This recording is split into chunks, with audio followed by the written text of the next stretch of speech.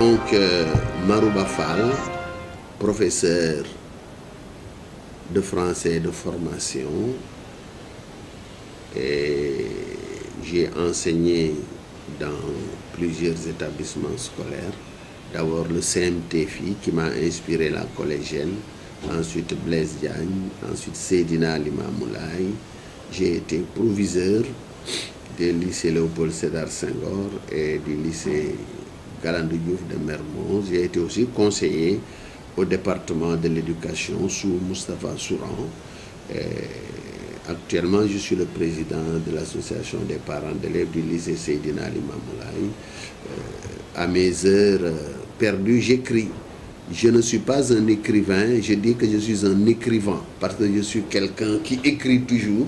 Les écrivains sont les Senghor, les Césaire, et ceux qui, après 50 ans de disparition, sont toujours encore visités. Moi, je voudrais devenir écrivain. On parle encore de la collégienne, hein, et on en parlera encore. On parle de la collégienne, bien sûr, mais ce n'est pas le seul roman que j'ai écrit. Après la collégienne, j'ai écrit Entre Dieu et Satan. J'ai écrit Betty Allen ou La liberté en question. J'ai écrit Casseur de solitude. J'ai écrit Edali. Et je viens de terminer un roman que j'ai confié à l'Harmattan Sénégal, Blessure d'amour, pour ne blesser personne. Donc vous avez écrit cette pièce de théâtre Adja, la militante du CRAS. Est-ce que vous pouvez nous dire un peu dans quel contexte vous avez écrit cette pièce et qu'est-ce qu'elle raconte? Adja, quand même, c'est une pièce devenue classique parce que je l'ai écrite en 81 pour participer au concours théâtral interafricain. Et j'ai obtenu le 3e prix. Et plus tard, en 83, le Théâtre national Daniel Sorano donc l'a adapté en Wolof avec ma propre traduction, avec la mise en scène de Serigne Ndiaye Gonzalez. Donc et on l'a créé le 5 mars 1983. Et ça a eu beaucoup de succès en Wolof.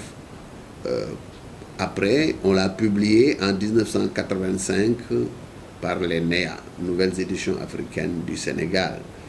Et donc, plusieurs écoles l'ont joué dans le cadre du Festival interscolaire de théâtre, le FIST, qu'organisait l'Alliance française en collaboration avec le Centre culturel français.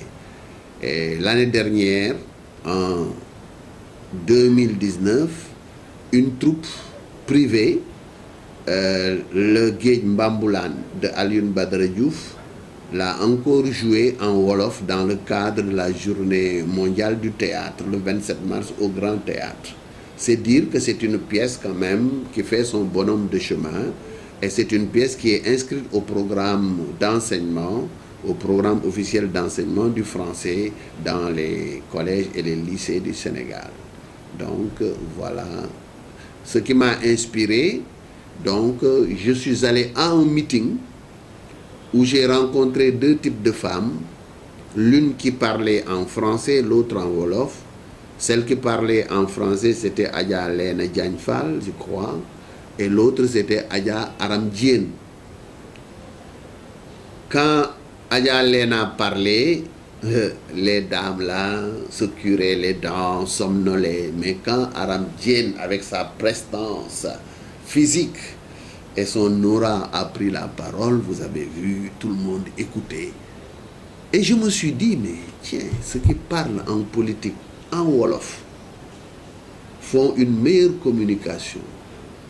Et je pense que tôt ou tard, ils auront une part importante, n'est-ce pas, dans la gestion de ce pays. Et en 83, après les élections, Adja Aram Diène est devenue la première députée analphabète, alors que dans Adja Ramandiaï veut devenir députée. Alors c'est une pièce presque prémonitoire, parce que en regardant Adja Aram, je m'étais dit que ça pourrait arriver, et c'est arrivé. Et d'ailleurs, Adja Rama, c'est l'anagramme de Aram. Donc, elle m'a beaucoup inspiré. Et je pense que cette pièce, il faudra qu'on la joue en l'honneur de Aya Aram Diène pour lui rendre hommage. Et je pense que le théâtre saisira cette occasion pour écrire à Madame Beng, qui est actuellement le maire, là, pour lui dire que nous rendons hommage à Aya Aram Diène à travers cette pièce. Parce que, d'ailleurs, les femmes de la FAFS, les fédérations africaines des femmes du Sénégal, l'avaient commandé cette pièce avec Fatoumata Ka, je crois, la défunte Fatoumata Ka, qui était leur responsable. Cette pièce va être jouée le 7 mars, elle devait être jouée le 7 mars pour célébrer en fait la journée de la femme. Ça veut dire que c'est une pièce qui donne un message fort aux femmes. Mais c'est une pièce qui rend hommage aux femmes, écrite dans ce sens-là d'ailleurs, d'abord pour rendre hommage aux femmes, mais aussi pour corriger quelque chose que j'ai considéré comme aussi un manque dans le théâtre africain en général et sénégalais en particulier. Parce qu'en général, l'ensemble des pièces mettent en avant des hommes. C'est Lat Dior, c'est Albouri, c'est Chaka, mais rarement une femme. C'est pourquoi moi, comme j'ai fait mon mémoire sur le théâtre négro-africain, j'ai vu quelques failles et je me suis dit que dans mes pièces, je vais corriger cela. J'ai donc écrit Adja militante du Grâce pour rendre hommage aux femmes modernes. Ensuite, j'ai écrit Aline Sitoé Diatta ou la Dame de Cabrousse pour rendre hommage aux femmes de l'histoire. J'ai écrit Le Miroir, là aussi une pièce où la femme occupe le devant de la scène parce que c'est elle qui fait toute l'action, n'est-ce pas? Donc, cette misogynie du théâtre, j'ai voulu la corriger, mais aussi, c'était l'occasion aussi de contribuer à ma manière, n'est-ce pas, à la mobilisation des femmes pour nos droits. Parce que, comme Aya le dit, je pense que la femme aussi a sa pierre à poser dans l'édification de nos jeunes États. Et choisir une metteur en scène aussi, ça va dans ce sens-là. Oui, donc vous voyez, en général, les metteurs en scène, c'est en général des hommes. Je n'en connais pas de beaucoup de femmes, à part l'autre là, Asi Djemba, n'est-ce pas, qui fait du bon travail qu'il faut encourager. Donc voilà la seconde que je vois. Et puis elle est jeune et elle est dynamique, donc, et elle est ouverte. Donc voilà, depuis qu'on travaille, j'ai trouvé qu'elle est très disponible, qu'elle est ouverte, elle me pose des questions, nous nous entretenons bien et je l'encourage. Et je pense qu'elle est sur la bonne voie. Et qu'est-ce qu'elle apporte à la pièce? Non, elle va apporter sa touche personnelle. Parce que vous savez que moi j'ai écrit ma pièce en tant qu'auteur, avec ma vision, mais le metteur en scène aussi, qu'il soit un homme ou une femme, à sa sensibilité. À sa sensibilité. L'essentiel, c'est de respecter le texte de l'auteur. Elle doit s'assurer que les comédiens ne mangent pas des mots. Que les comédiens disent le texte ou ne déforment pas le texte. Mais pour le reste maintenant, les mouvements, etc., elle a sa sensibilité. Et moi, je suis très ouvert à ça parce que c'est un autre regard qui ne va pas diminuer ma pièce, mais qui va l'enrichir. Et c'est ça que certains ne comprennent pas.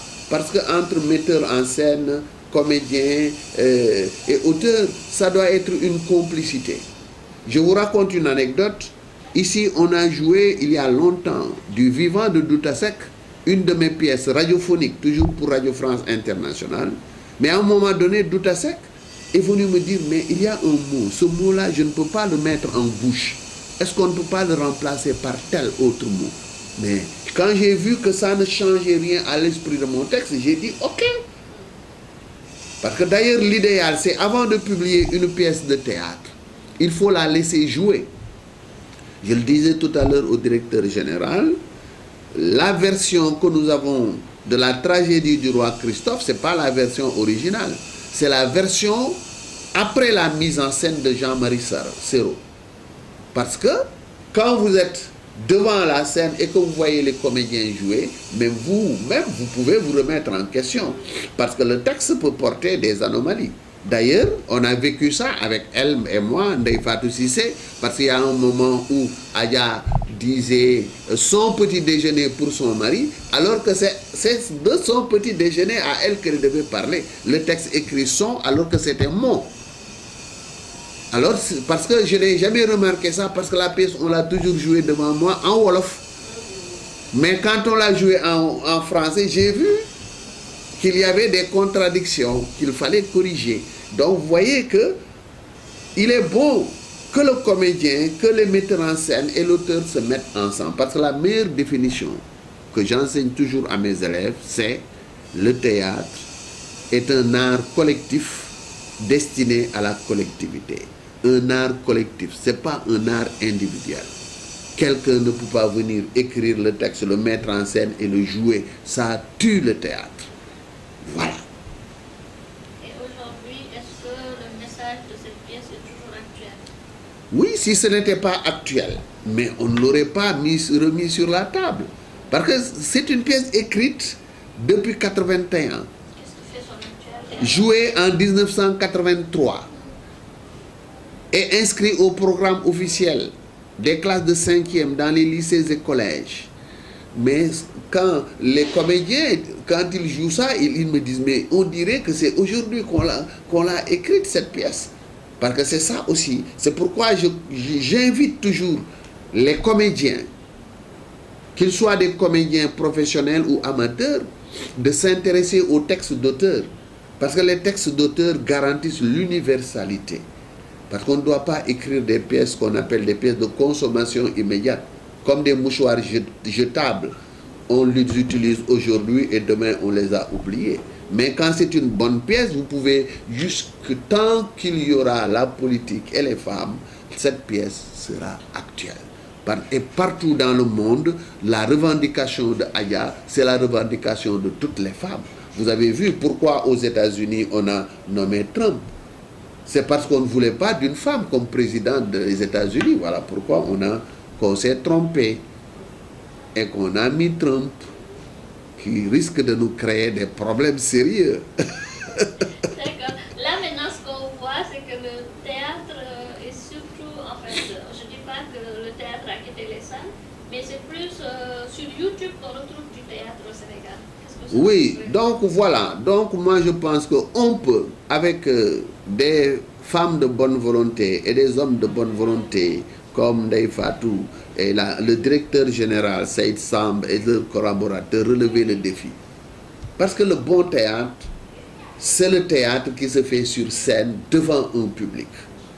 Parce que tout le reste, on l'appelle théâtre, mais c'est des téléfilms ou des dramatiques. Et c'est des œuvres sans lendemain, comme je le dis, n'est-ce pas? Mais les Sénégalais aiment le théâtre, le bon théâtre. Je le dis en connaissance de cause parce que moi-même, j'ai encadré une troupe de jeunes. J'étais professeur au lycée Seydina Limamoulaye.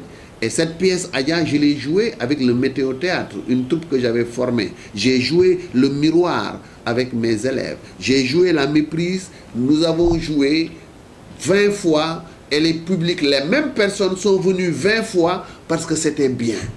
Les gens, quand on les appelle au bon théâtre, ils viennent.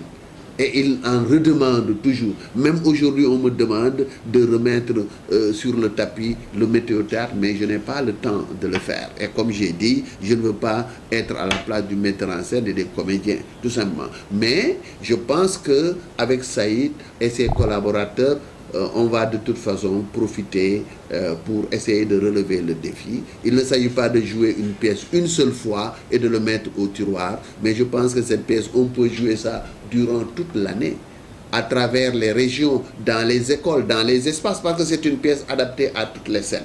Parce que les gens veulent du théâtre. Quand on leur montre du bon théâtre, ils viennent. Ça, c'est sûr. Et le bon théâtre, il se fait un peu rare quand même. Qu'est-ce qu'il faudrait faire? Non, ça dépend. Parce que moi, je dis que si Sorano regarde ces tiroirs, il y a des pièces d'auteurs. L'exil d'Albouri, c'est une pièce. C'est pas parce que ça a été joué que ça ne doit plus être joué. Parce que c'est une pièce au programme.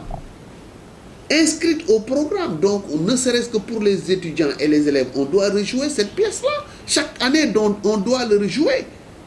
Adja est au programme, L'os de Morlam est au programme. Donc, ces 3 pièces-là, mais on doit les jouer. Il y a d'autres pièces aussi. Et moi, je dis même aux hommes de théâtre, si vous avez des sujets que vous voulez traiter et sur lesquels on n'a pas écrit, vous demandez aux auteurs d'écrire, vous commandez des pièces et ils écriront. Mais il faut éviter l'improvisation ou la création collective qui n'a pas de lendemain. Et justement, il y a ce théâtre populaire versus ce théâtre plus intellectuel qu'on retrouve ici à Sorano, par exemple. Oui, le théâtre populaire aussi, c'est un bon théâtre. C'est-à-dire qu'il ne faut pas peut-être amputer le théâtre de ses éléments, parce que le théâtre a beaucoup de variétés. Il y a le théâtre populaire, il y a les dramatiques, les téléfilms, tout cela c'est bien. Mais chacun doit se limiter à ce qu'il sait faire et le faire bien. Parce que le théâtre populaire est bien dans ce sens que ça nous montre ce qu'était le théâtre avant la colonisation. C'est ce qu'on appelle le théâtre total. C'est un théâtre qui réussit la synthèse de tous les arts. Dans ce théâtre populaire, il y a la parole, il y a la danse, il y a la musique, il y a les chants. Et il y a le défunt animateur de Koteba, n'est-ce pas, qui, avec le Koteba, n'est-ce pas, qui avait créé ça et qui a fait le tour du monde, n'est-ce pas, avec sa troupe. Et ça, c'est intéressant. Aujourd'hui, le théâtre populaire est représenté par Youssou Mbargane Mbaye, qui remplace Mademba Diop, l'ancien patron, n'est-ce pas, de Louga, n'est-ce pas, qui est décédé, à qui nous rendons aussi hommage, n'est-ce pas. Et ils font du bon travail. Et les amateurs de théâtre qui occupent aujourd'hui la télé et YouTube, comme les Saner aussi, bon, ils font le théâtre à leur manière, mais on ne va pas leur jeter la pierre. Donc, ce qu'ils font sera tout à fait différent de ce que Sorano va faire, mais ça n'empêche pas que les formes de théâtre sont diverses. Donc, mais le meilleur théâtre, c'est le théâtre d'auteur joué par des professionnels dans une salle de théâtre avec un public. Parce que le théâtre est un art instantané. Parce que le théâtre n'a rien à voir avec un film. Mais là, on le transpose carrément sur l'écran. Non, c'est-à-dire que, par exemple, on peut jouer Adja ici, sur la scène, mais la télévision peut venir capter. C'est ce qu'on appelle une captation. Et il y a des temps où on avait ça, les mardis. Les mardis, le théâtre ce soir. C'était des captations.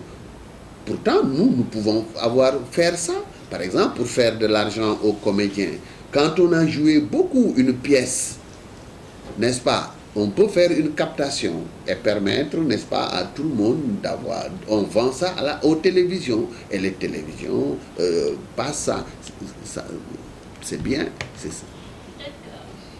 Bon, je pense que si vous voulez faire une conclusion... Bon, la conclusion, c'est peut-être de vous remercier et de vous dire que vous aussi, journalistes, les médias en général, ont un rôle très important à jouer pour la relance du théâtre. Parce que la relance du théâtre, c'est une question posée sur la table du ministère de la Culture. Aujourd'hui, du ministère de la Culture et de la Communication. Parce qu'on se pose des questions à savoir pourquoi le théâtre semble mort aujourd'hui au Sénégal, alors qu'il ne devrait pas. Moi, j'ai fait des journées d'études. D'ailleurs, les actes sont sur la table de mademoiselle Ndeye Fatou Cissé. J'ai rassemblé les hommes de théâtre, on a discuté sur quoi, n'est-ce pas, sur les voies et moyens, mais comme au Sénégal, il n'y a pas de suivi. Et on ne met pas l'homme qu'il faut à la place qu'il faut. Parce que depuis ces rencontres, il n'y a pas eu de suivi.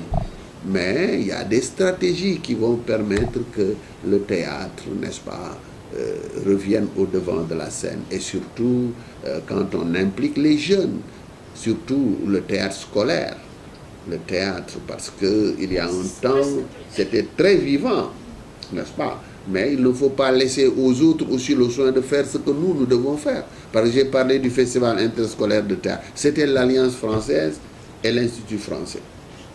Mais c'est le ministère de la Culture et de l'Éducation qui doit prendre en charge ce secteur-là. Ce n'est pas aux autres de le faire pour nous. Parce que c'est vraiment... il s'agit de nos auteurs dont on va jouer les pièces, de nos enfants qui vont jouer, etc. Donc, je pense que nous avons du travail à faire quand même. Il faut prendre notre destin en main.